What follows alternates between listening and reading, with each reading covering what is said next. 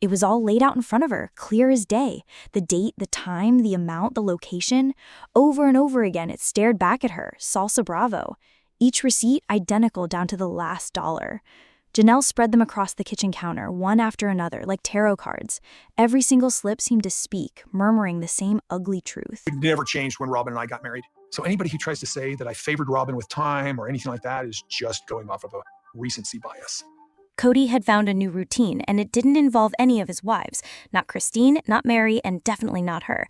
This wasn't just some random lunch or a quick stop between errands. No, this was a weekday habit, 5 days a week, hours at a time. Same booth, same server, same beans. It was a pattern, a ritual, and now Janelle had the receipts to prove it. He says he's too busy to help move the storage shed, she muttered, holding one receipt up close, but he has 3 hours to sit and eat burritos? The numbers didn't lie, the timestamps didn't lie, and the silence in their group chat, that didn't lie either. For months, the wives had exchanged the same worn-out question, barely spoken but always lingering in the air. Where does he go all day? Christine had been the first to ask it aloud during filming. Not with anger, but more like she was trying to convince herself she wasn't losing her mind. I don't know where he is, she had said, her eyes scanning the horizon, as though Cody might just materialize out of nowhere, arms full of groceries, a different man. He just drives. Then there was Janelle. Half laughing, half sighing in despair. He told the producers, he gets in his car, disappears for hours, and I honestly have no idea what he's up to. Maybe he's just driving in circles. For a while, that was enough. A shrug, a dismissal. Cody had always been a bit elusive, a little hard to pin down. But now, these receipts, this was proof. No more wondering, no more hoping he was off doing something important behind the scenes.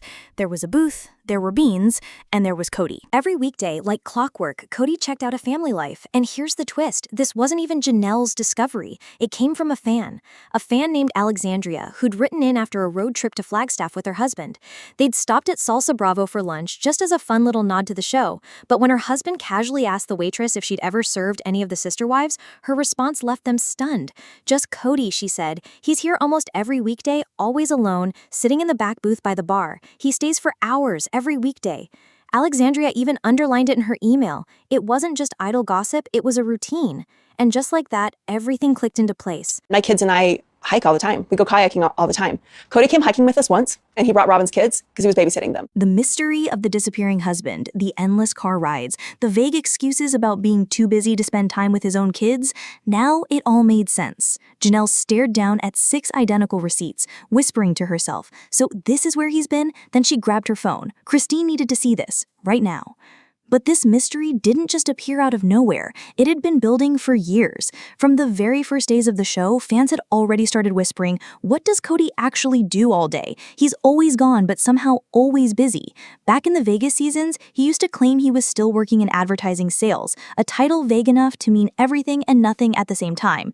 It gives me freedom, he told the cameras in one early interview, standing tall in his button-down shirt and jeans like a man with important meetings to attend. Sometimes I work 60 hours a week. Sometimes I take a long weekend. That's what he said. But the reality, even the wives weren't buying it. For someone who claimed to hate having a boss, Cody sure didn't seem to have any real work to show for all that supposed freedom. I've been working all my life. I was raised on a ranch. We were always busy. The idea of going and kayaking or hiking and stuff like that is not something I really do a lot of with anybody. It didn't take long for the facade to start crumbling. By season 3, after the family moved to Las Vegas, the talk of sales, signs, or anything even remotely resembling a job had disappeared entirely. Yet Cody was still always gone. He leaves for hours, Christine had said, but I couldn't tell you where he goes. No schedule, no office, no income trail anyone could verify. Just a man with a car and a lot of excuses. Over time, the wives stopped asking. Maybe they were tired of hearing the same vague answers. Or maybe, deep down, they already knew the truth. They just didn't have the receipts. Until now. That's what made the Salsa Brava revelations hit so hard. They didn't just confirm what everyone had suspected, they exposed the timeline. Cody hadn't just been disappearing for hours, he'd been at the same place, doing the same thing at the same time, over and over. And no one in the family had a clue. But when they looked back, the signs had always been there. McKaylee once shared on her Patreon, if we couldn't find Dad, we'd check the garages. Not the homes, not the living rooms, the garages. I'm good at watching my kids, but I almost never do it. It's easier for me to pay somebody $20 an hour than to lose $200 an hour with a business that I have at hand. Janelle's boys had even joked once that their father was like a ghost, only appearing in the evenings just long enough to claim he was balancing his time between the wives, and when he did show up, it was usually with Robin's kids in tow. Christine remembered one of the rare times he agreed to go hiking, and even then, he'd brought Robin's children along as if babysitting while she handled some other responsibility was part of the deal. For years, Janelle tried to give him the benefit of the doubt. Maybe he just likes to drive, she told producers. Maybe it clears his head. But even she couldn't ignore the absurdity of it all, especially when he said things like, "My time is worth $200 an hour," right after refusing to help with groceries or yard work. $200 an hour for what, exactly? No one could answer that until those receipts landed in her lap. That was when it all became real. The myth of Cody as the provider shattered. The image of him running some unseen empire from the driver's seat crumbled. And Janelle, she was done pretending. She took a deep breath, scrolled through her contacts, and knew that if anyone was going to back her up on this, it would be Christine. And Christine? She was about to add a whole new layer to the scandal. When Christine picked up the phone, she wasn't surprised to hear Janelle's voice, but the tone was different. There was that tight, clipped edge, the one Janelle only used when something crossed the line. "You might want to sit down," she said, already texting over the photos. Christine opened them in real time, her eyes widening with each receipt. Same restaurant, same booth, same time slot, again and again. "I knew it. He's been hiding out." And just like that, the dam broke. I was here for full days regularly. I remember full days here. But when people work, they leave the house. When people have things to do, they leave the house. Strange little moments they had both brushed off over the years came rushing back. Cody's reluctance to share his location, his obsession with freedom, the sudden disappearing acts in the middle of the week. Now it all pointed in one direction, the corner booth at Salsa Brava. Christine wasn't exactly new to being sidelined. For years, she played the role of the basement wife, literally and emotionally. She was the one with the low-pressure shower Cody refused to use, the house he never seemed to linger in, the garage he tried to repurpose for his odd wrestling mat hobby. That infamous moment when he suggested she convert her garage into a practice space for him still stung. "What would you think?" he had asked, as if it was a reasonable request. "Putting it in your garage." She blinked, caught off guard. "My garage? The same one you never even park in?" It wasn't just tone-deaf, it was strategic. I couldn't live in his world, for sure. He's pretty scattered. I know he uses his car as an office, but when he's at my house, he doesn't really come home till about 6 p.m. I know he ends up at Robin's a lot to help with the little kids, but I really am not sure where he is. Christine later admitted she'd had to negotiate with him just to get him to agree. "If this mat is going in my house," she'd said, "then you're going to be a better husband. You're going to spend more time here. You're going to help more groceries, more effort." But in hindsight, she realized what it really meant. Cody wanted something from her, but didn't want to give anything in return. That power imbalance had always been there, but now it was too obvious to ignore. Robin, on the other hand, didn't have those limitations. Cody parked at her house. He had an office there. Her garage was his personal kingdom, and if he didn't want to be seen, he'd disappear entirely off to Salsa Brava, where the staff knew to leave him alone. Janelle and Christine couldn't help but laugh bitterly at that. "Even strangers know how to keep their distance," Janelle said. "Meanwhile, we were just begging for him to show up to family dinner." What really struck them both, though, was how long this had apparently been going on. Alexandria, the fan who'd sent in the tip, mentioned that the waitress had only worked there for 5 months.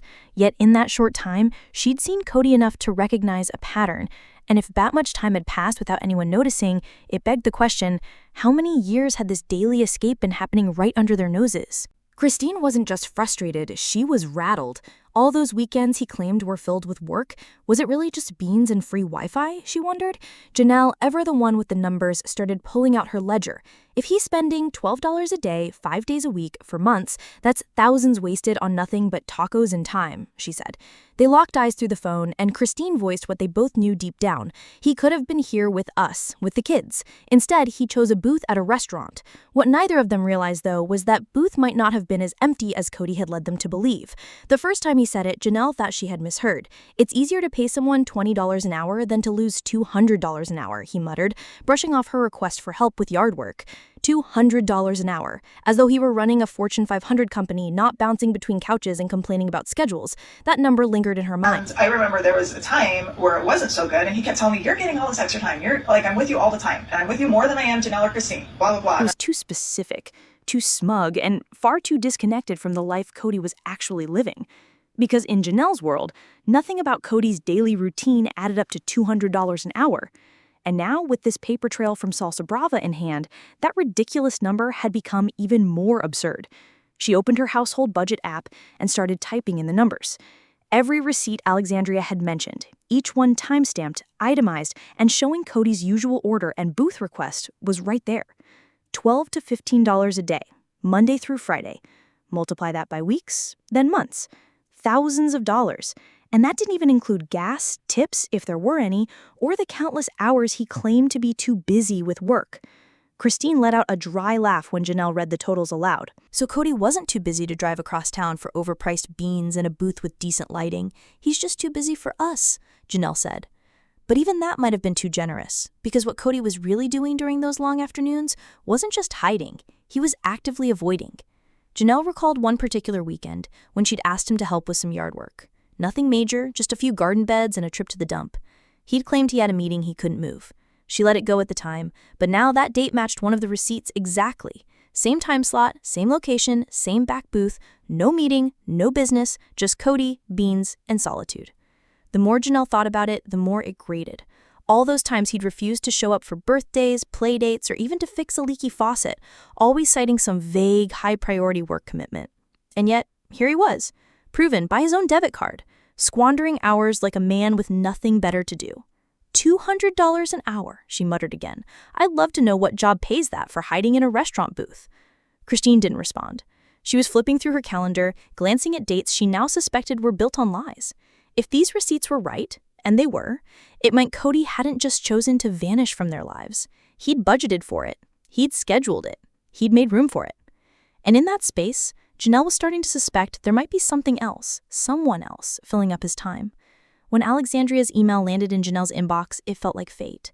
Not because the receipts were anything new, those had already been damning enough, but because it introduced a new character in this quiet drama, the waitress.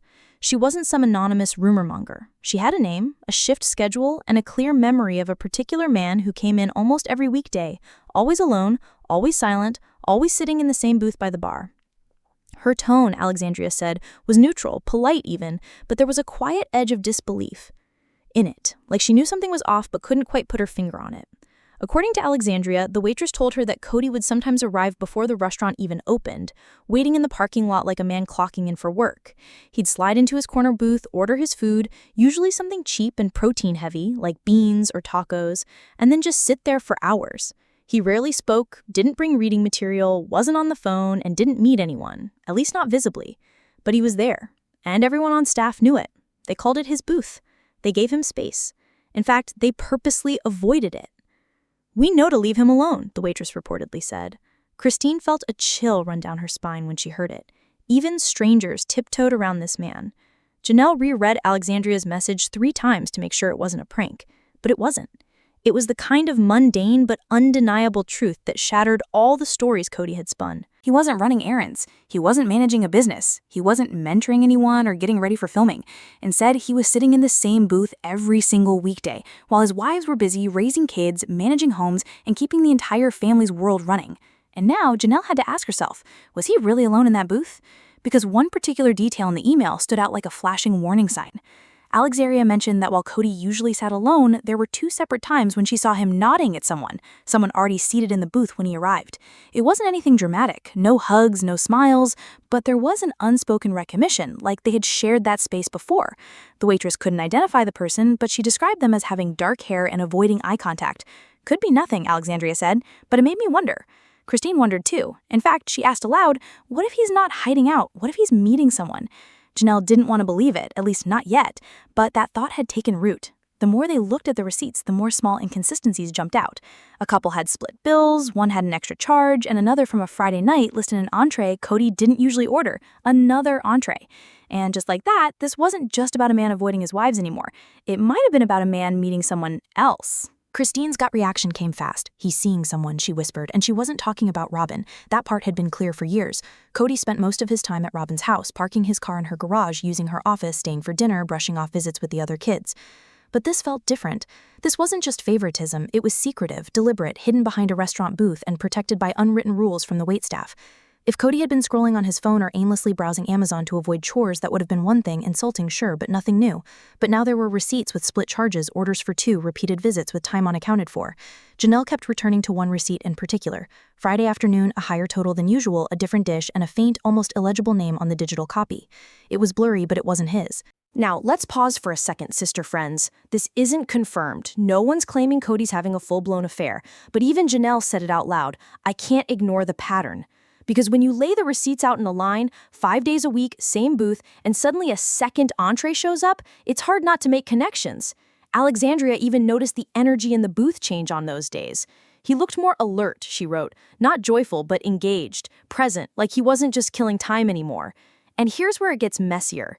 Christine started digging through old text and voicemails, those awkward last-minute cancellations Cody would toss her way.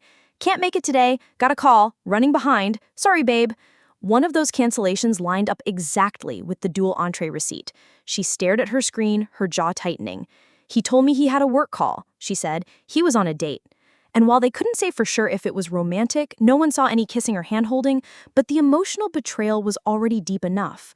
Cody wasn't just missing dinners or family hikes, he was carving out hours for someone else, and that someone clearly wasn't one of his wives.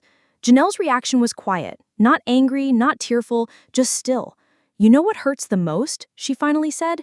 It's not the booth, it's not the money. It's that he made us feel crazy for questioning it, like we were paranoid. She folded the receipts neatly, lining them up like pieces of a puzzle. Well, now we know we weren't crazy. We were right.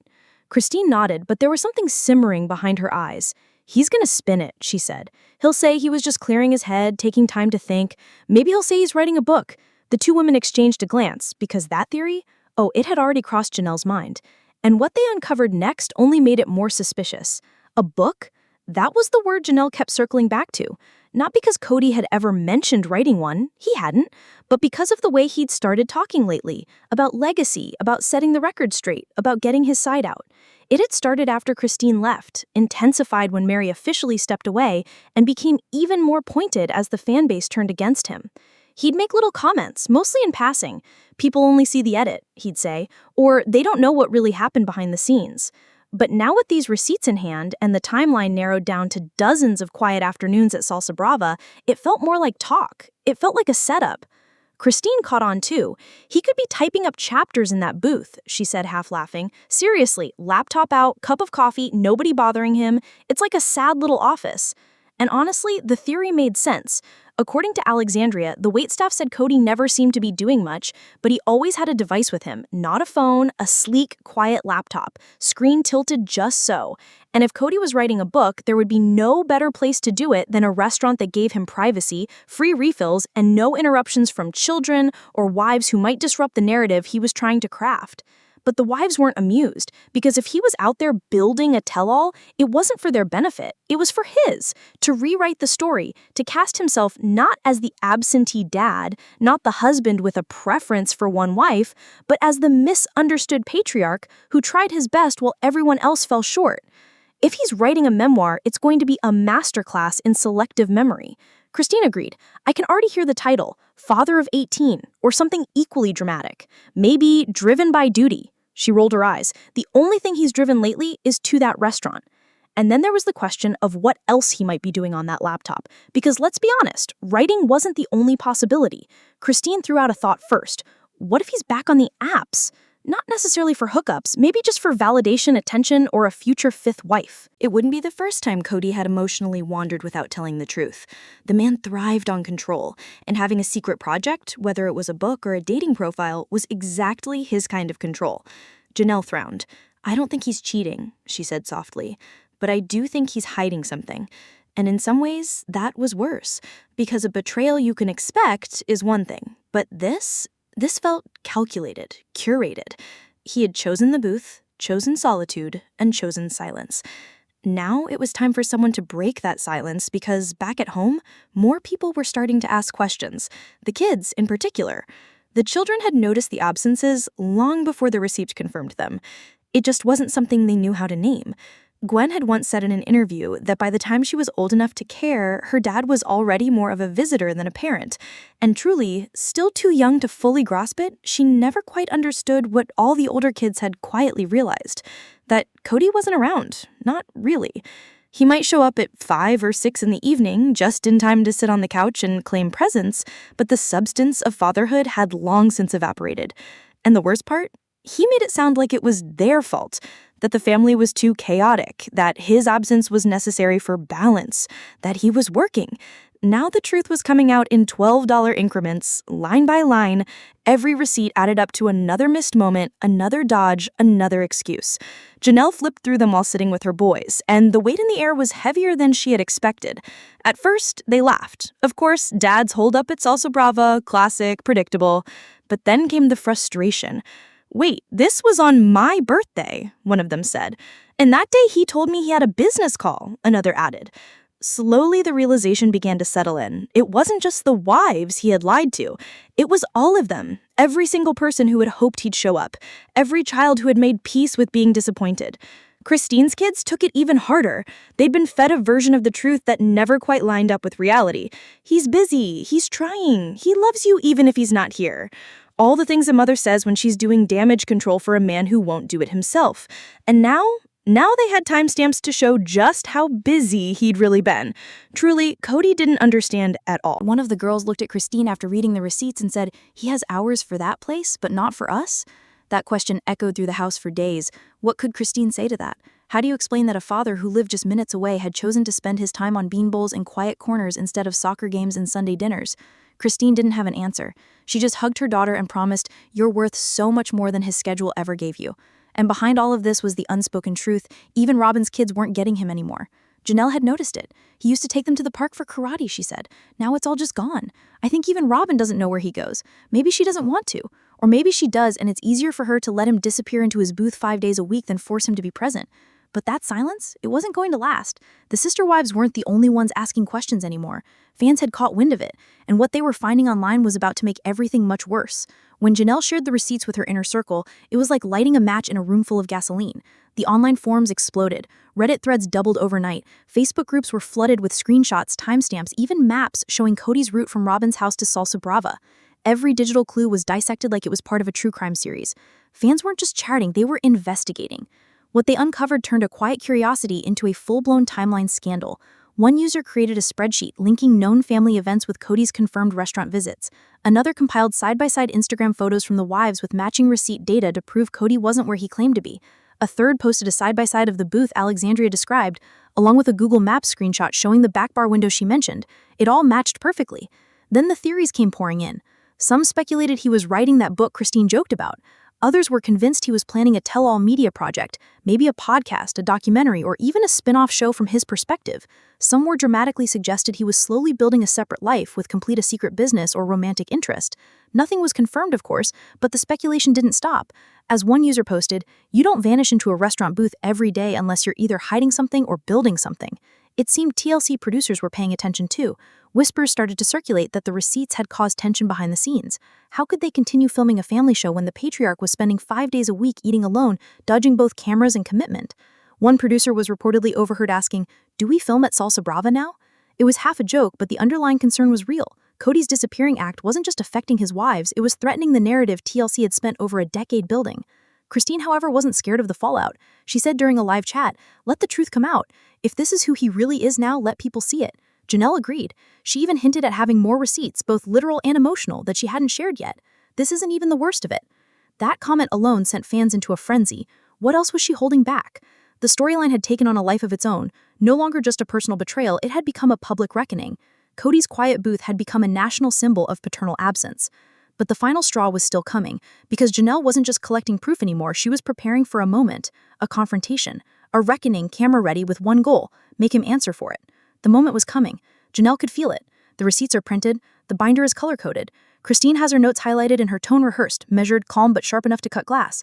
Even Mary, who had long distanced herself from the drama, had reportedly agreed to show up for this one. Not for Cody, but for the truth. Because this wasn't about a fight anymore. It wasn't about loyalty or favoritism or split holidays. It was about the pattern, the blatant disappearing act.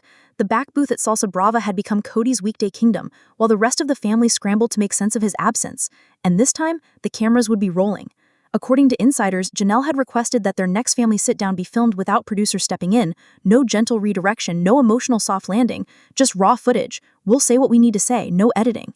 It's unclear whether TLC will honor that request, but one thing is certain. The pressure is building. Fans want answers. The wives want accountability. And Cody, well, rumor has it, he's already trying to spin the story. Some say he goes to Salsa Brava to work in peace. Others say he calls it his only safe space. But receipts don't lie. Neither do patterns, and when you've got a binder full of them, it becomes impossible to gaslight your way out of it.